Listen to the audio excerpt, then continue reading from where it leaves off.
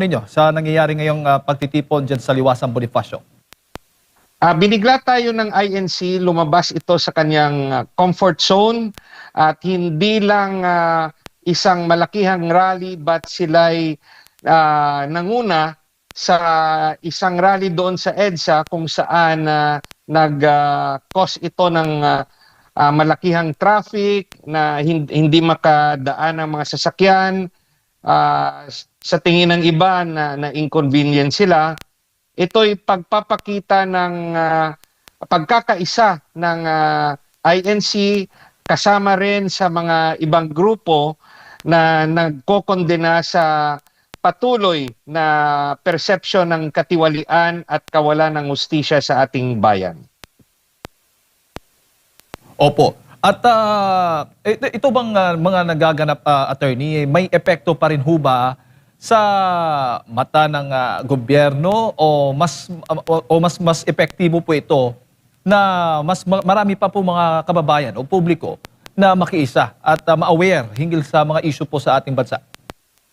Sa personal kong opinion, wala pong epekto ito sa desisyon ng administrasyon. Yun nga yung nakakabahala, parang wala lang sa kanila, no? At sa tingin ko, kung merong mga panawagan na pa-resign si Pangulong Marcos, hindi magre-resign si Pangulong Marcos dahil sa mga mapayapang rally. So, yan po ang katotohanan at sa tingin natin, no, kahit gaano pa katagal ang isang mapayapang rally, walang mangyayari. So anong magiging silbi po nitong mga rally o pagtitipon na tulad po ng ganito, attorney?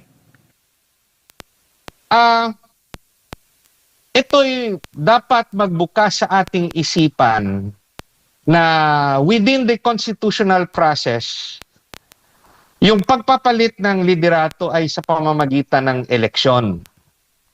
Magpapalakas dapat ang oposisyon kung sa tingin nila ay hindi na nila kaya ang pamumuno ni Pangulong Marcos, kailangan nilang mag-prepare para sa 2028 election. Dahil nga hindi bababa si Pangulong Marcos. Sa rason na kung bababa siya, uulan ang mga kaso laban sa kanya at siya ang posibleng makulong. So kung tayo nasa lugar niya, hindi rin tayo bababa.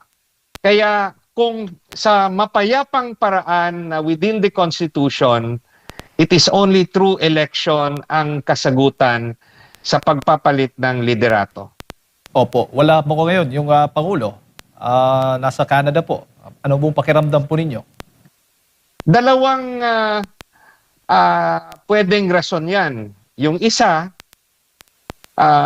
gusto niyang lumayo sa gulo o dahil may mga mangyayari, no? Na gusto niya wala siya dito kung mangyayari yon. For example, kung lalabas yung kaso laban kay Senator Marcoleta at dadakpin si Senator Marcoleta, it could be done na wala ditong ating Pangulo, no? Yung pangalawa namang posibilidad, wala siyang pakialam sa mga kaganapan sa lansangan. Dahil kahit magpatuloy ito, siya pa rin ang Pangulo by the end of the day at bukas. Opo.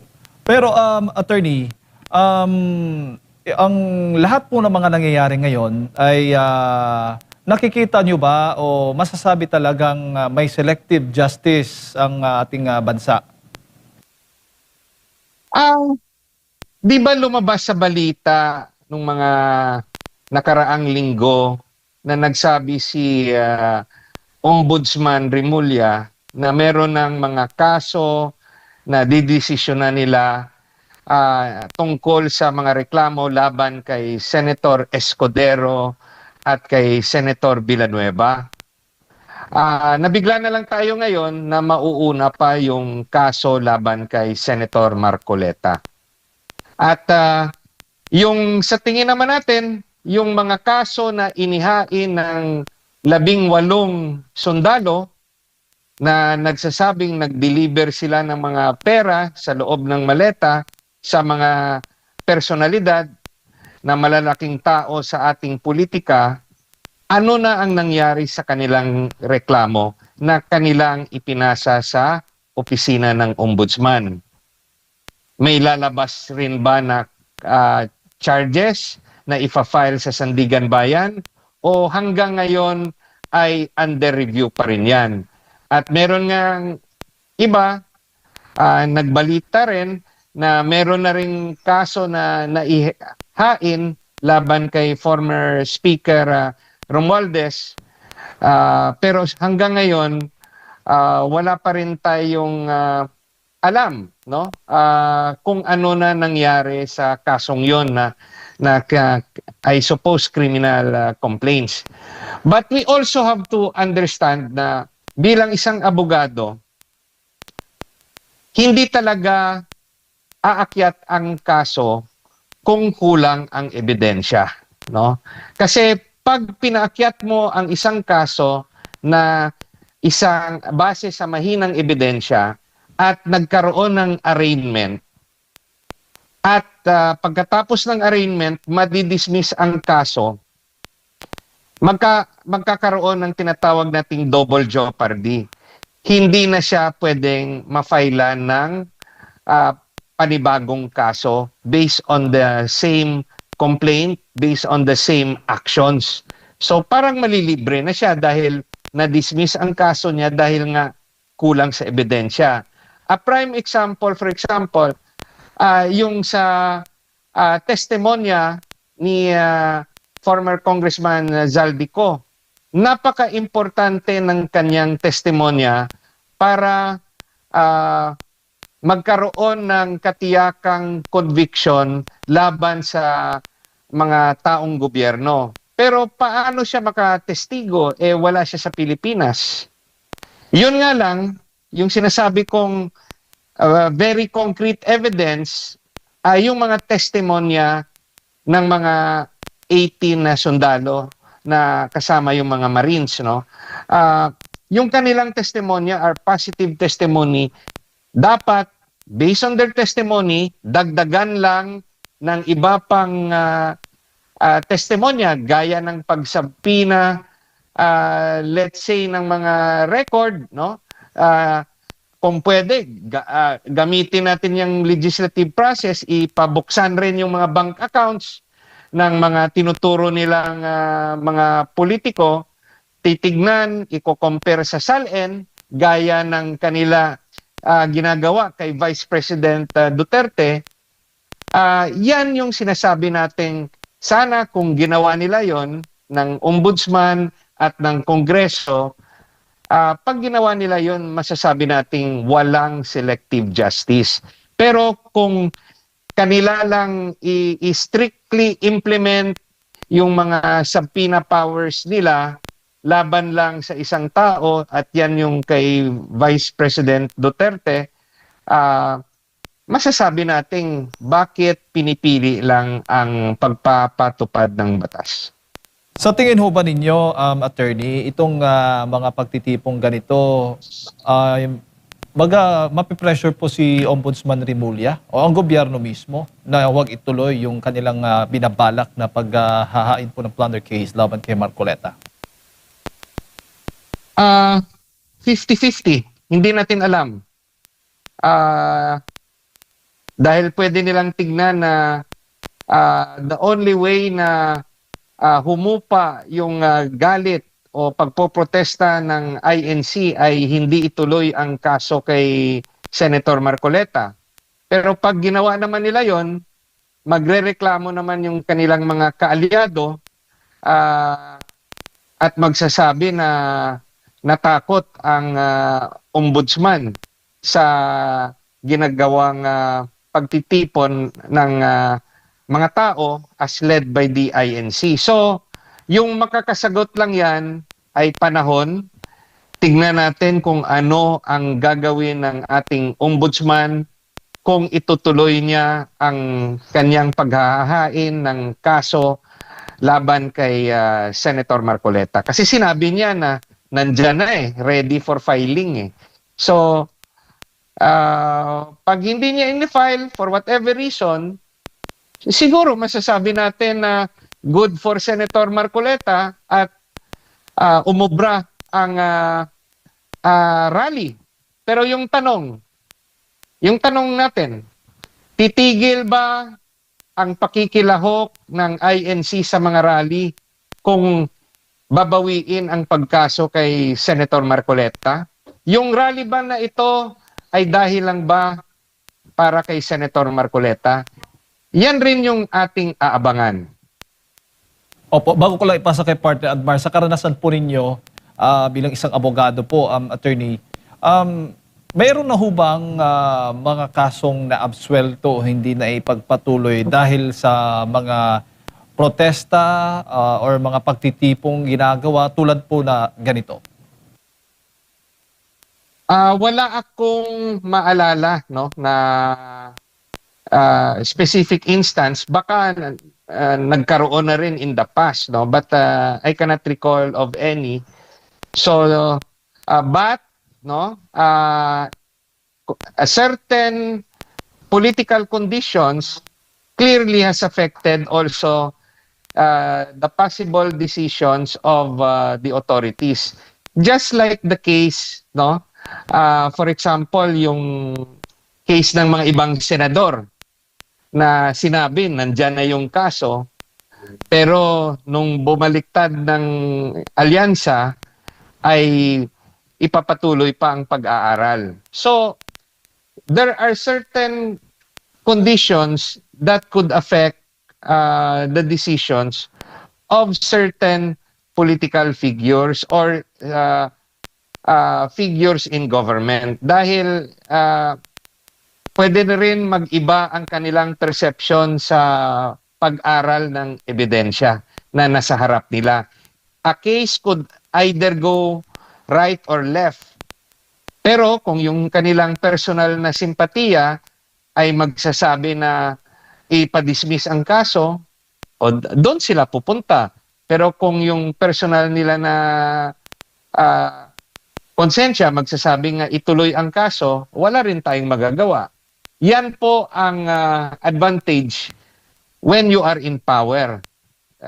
Gaya sa ngayon, sa tingin ng kaalyado natin, na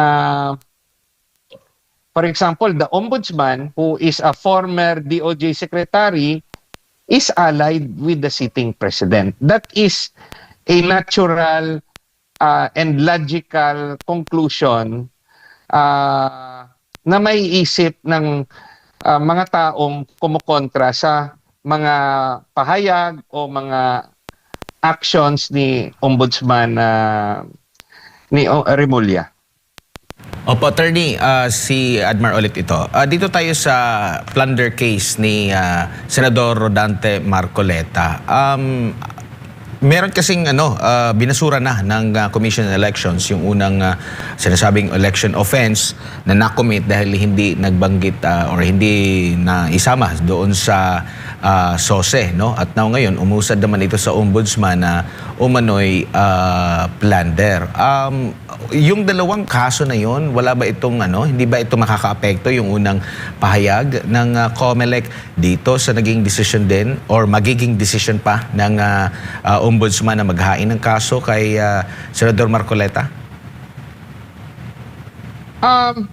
Doon yung pumapasok, kung titignan natin dalawang magkaibang batas, yung sa election law, it is a violation if you do not declare your donor in your SOSE. But yung sagot naman ni Senator Marcoleta, tama naman. Why would I declare my donor when, let's say, he received it before the campaign period? Because of under the Peñera case, candidates, no, those who filed their candidacy only are considered candidates during the campaign period. Before, let's say, the 90-day period, it is not yet a campaign period. So, they are not obligated to declare, no? Let's say, may donation before the campaign period. Yung interpretasyon ni Senator Marcoleta at interpretasyon rin ng COMELEC, kasi pinanalo nga siya dyan, there's no need to declare it because hindi pa siya kandidato. So, nalusutan ni Senator Marcoleta yan. Kaso, yung interpretasyon naman ng ombudsman is not based on an election offense. There's the general rule na kung ikay public official, dapat huwag kang tatanggap ng pera na malalaki. Kasi gifts, ordinary gifts are allowed. Let's say, birthday mo, binigyan ka ng bottle of wine, okay yan. Yung mga gifts of no big value. Pero pag malalaki, lalo na binigyan ka ng 75 million in 3 instances, no, na to accumulate, it becomes 75 million. Sa interpretasyon ng ombudsman, nag-violate na yan ng corruption laws natin. And dahil sa kanyang amount ay more than 50 million, it falls under plunder based on the present, let's say, pronouncement of the ombudsman. Now, how can Senator Marcoleta properly explain that this is not covered by the corruption law or by plunder? First, he has to prove na ginastos niya to sa eleksyon. So that will show that indeed what he received, he really spent it in the elections. Now, for example, if based lang sa aking memory, I think more or less he spent, for example, 100 million for the campaign, which is more than his SALN, kasi yung SALN niya, let's say, based on my memory, more or less, dineclare niya 50 million. So, he spent more than his SALN. Siyempre, may pinanggalingan yung ginastos niya. Doon niya masasabi na that proves that I spent it, whatever he received, which he is not legally obligated to declare in his SOSE, he spent it for election and not to accumulate for to enrich himself. Now, hindi niya naman kasi pwedeng igastos lahat ng pera niya para lang sa eleksyon. Siyempre, nagtago rin siya. So, for example, he spent 100 million. May nagbigay sa kanya 75 million. So, 25 million comes from his personal funds. So, yan yung pwede niyang ma-explain sa ombudsman na I really spent it for election and it's not for reason of graft, for reason of my public office. Because the very reason nga ang laki-laki ng gastos ko sa kampanya kasi may nagtulong sa akin at ginastos ko dyan. And under election laws, that is a valid reason na to justify na makareceive ka ng pera. Yun lang, there is an additional issue against him. Bakit hindi nilagay sa SALN na may donation? So, tignan rin natin kailan niya ginawa ang kanyang SALN. Pag ginawa niya yung SALN niya, let's say, before the campaign period, let's say exactly on the day of the campaign, the first day of the campaign period, hindi niya pa nagastos lahat ng 75 million. So, dapat nakalagay yan dyan na may malaking pera siya sa kanyang SALN. But if his declared SALN is dated before he received the donation, syempre, hindi yan nakalagay dyan dahil na-receive niya lang yung donation after he prepared the SALN. So the date of the SALN is very important. Is the SALN dated before or is it dated after he received the donation? Yan po yung dapat matutukan natin. Kasi if he receive it, if the donation was made after the SALN, naturally, hindi niya, there is no obligation for him to place there an amount which he has not yet received at the time when he prepared his SALN. On the other hand, if he received the donation after, let's say, before his SALN, pwede siyang i-question ng ombudsman o na-receive mo before your SALN at ginastos mo naman ito during the campaign period, the 90 days period, you should have declared that amount of donation in your SALN. If he failed to do that, we have to ask for the explanation of Senator Marcoleta. Opo, sinasabi din niya na nakapagbayad din ng donor's tax, no? Yung nakuhanan din ng donor's tax yung mga nag-donate sa... That is correct. Under the law, yung may obligasyon na magbayad ng donor's tax are the donors. Are the donors, not the donee, no? Opo. Yung donee, tumatanggap lang eh. Donors yung dapat magbayad. So, that is also part of his defense to show that it was really a donation. But our good senator has to prove that the donation was intended for the campaign, not by reason of his office. Doon yung magkakatalo sila ng ombudsman. That's why the date of the SALN is also very important. Now, if the senator could prove good faith, kasi ginastos niya naman talaga. That's why mas malaki yung kanyang expenses kesa sa kanyang SALN. It shows na ginastos niya, let's say 100 million.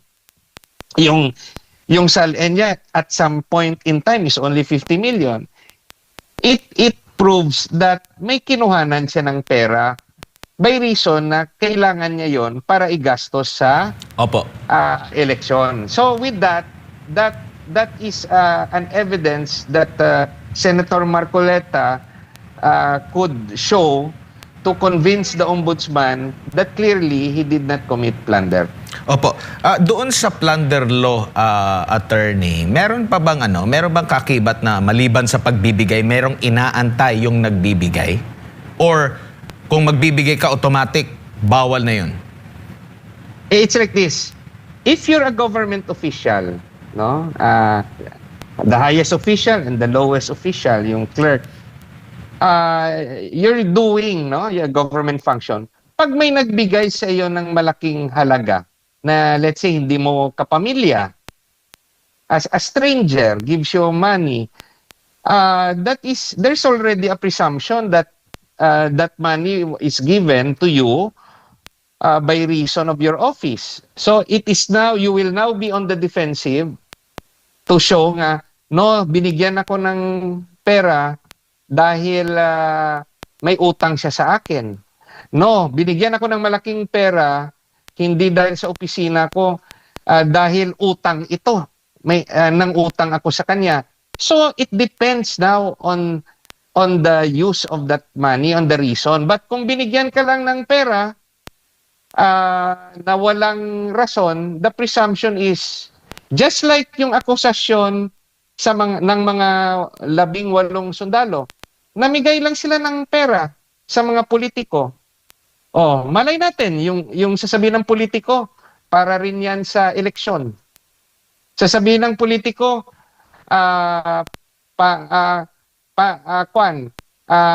utang yan. Sasabihin ng politiko, may sariling purpose yan. So nobody will accept, will admit that it is for reason of their office. But the point is, yung mga politiko na nakaka-receive ng malalaking halaga, they have to prove kung tinago nila yan, it shows that they did not, it is not for election. It is not for campaign. It's not a campaign contribution. Pero pag prinote nila na ginastos namin yan for election, di yan yung donation. Now, it's a different story if they violated another law, which is the election laws. We're only explaining, no, when you're a public official, you have to justify and strictly justify why you receive a big amount. And you have to prove that you spent it for a particular purpose or hindi mo ginastos, ibig sabihin, tinago mo at ibig sabihin, it was given to you presumably because of graft. Opo, marami tayong nababasa din sa social media, lumalabas sa ating wall, sa Facebook, attorney, na bakit kung ganito yung magiging logic ngayon ng gobyerno, lalo na ng ombudsman, tanging si Senador Marcoleta lang ba ang merong ganitong kaso? Kasi marami tayong nakikita. Bakit si ang dami, mas malaki pa nga dito sa perang sinasabi nitong si Senador Marcoleta na kanyang natanggap. Tingin mo, attorney? Itanong natin yung circumstansya. Dineclare ba sa SOSE or hindi yung pera? May nag-admit ba sila in public or hindi? Yun. In criminal prosecution, no, no complainant, no complaint. In the particular case dito, si Senator Marcoleta mismo na umamin na may tinanggap siya purposely for the election, for campaign contribution. So, it shows, binayaran rin yung donor stock. At as shown by SOSE, ginastos talaga ng ganun kalaki. And as justified also, sasabihin niya, I am not obligated to put it as a donation at that based on election law because it was given to me before the campaign period. So, yun yung merong rason rin si Senator Marcoleta na malas lang siya dahil yung ombudsman sees it differently, no? Strictly interpreting the law na nagsasabi na bawal magtanggap ng gift. O di yung depensa naman ni Senator Marcoleta, it's not a gift, it is a campaign contribution. So, yun nga yung sinasabi ko, the ombudsman could have decided either way, to the right or to the left. He could have just could just dismiss it, just like what the COMELEC did. But if he pursues this case, it's not the end of the world for Senator Marcoleta. The courts will have to decide on it. Yun nga lang, just like the case of Tatay Digong, habang nililitis ang kaso, nakakulong ang akusado because of the nature of the accusation. Yung pag-plunder, non-bailable in general. May lusot lang dyan si Senator Marcoleta if the evidence is weak. He has to argue that there is strong evidence showing that he really spent it for his campaign to justify that this was not given, the amount was not given by reason of his office, but by reason of being a campaign contribution for election purposes. Opo. Yan, attorney, siguro yung huling mensahe sa lahat po na ating mga kababayan na nanonood po at nakikinig sa inyo sa mga oras na ito. Mga kababayan ko, napakagulo ng ating bansa sa ngayon, no?